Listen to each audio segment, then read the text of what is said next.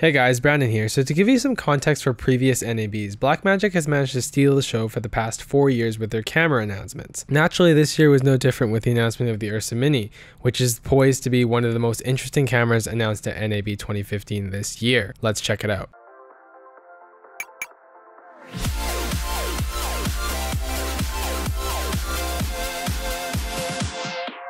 Linus Tech Tips coverage of NAB 2015 is powered by Sennheiser, Kingston, and Lynda.com. The URSA Mini seems to be the result of Blackmagic finally taking feedback from real-world shooters and making a camera that is finally reasonably ergonomic. Starting with the specs, the URSA Mini now sports two main sensor options, the older 4K sensor from last year's Blackmagic URSA release, as well as a brand new, impressive 4.6K sensor that claims 15 stops of dynamic range. One of the most interesting things about the sensor is that it has both a rolling and global shutter, with the ability to shoot up to 30 FPS with the global shutter and 60 FPS with the rolling shutter at 4.6K resolution. If you are not in need of the 4.6K resolution, the camera will also shoot up to 160 FPS in regular 1080p. Moving on to the physical features of the camera, you can get it with either a Canon EF or a Cinema Standard PL mount. The URSA Mini is also sporting a large 5-inch touchscreen that nearly makes up one side of the camera.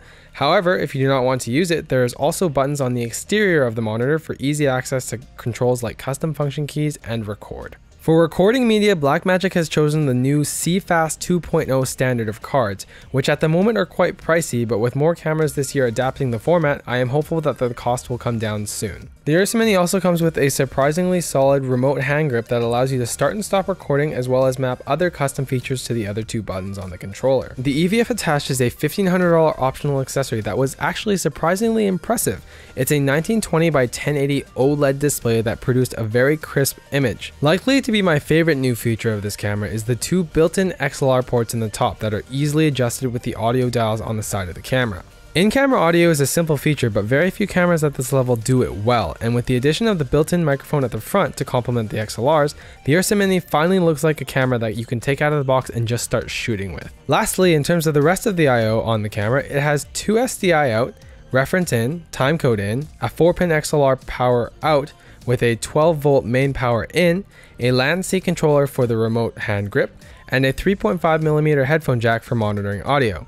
With all these impressive specs and features, Blackmagic has managed to price the URSA Mini at a very competitive $4,995 for the 4.6K version, with an additional $500 for the PL mount version, and having the older sensor version coming in at even lower prices than that. As someone who has been using Blackmagic cameras for the last 2 years, I am excited to see Blackmagic truly take the first steps to a well-rounded production camera that could suit many shooting situations that their previous cameras may not have been perfect for. Thank you guys for watching this video, and let me know in the comments down below or on the forum what you guys think of the URSA Mini. Would you guys like to see us do a full review of the camera? Please let me know. Thank you to Sennheiser for sending us here this year. Check out bit.ly/SennheiserNAB for all their new releases. Also, Kingston SD cards for all your personal and professional needs. Check out bit.ly/KingstonNAB. And Lynda.com/NAB, where you can learn to become a content creator yourself with all their great video editing and camera tutorials. Thanks again for watching, and for all of our NAB 2015 content, please don't forget to subscribe to Linus Tech Tips.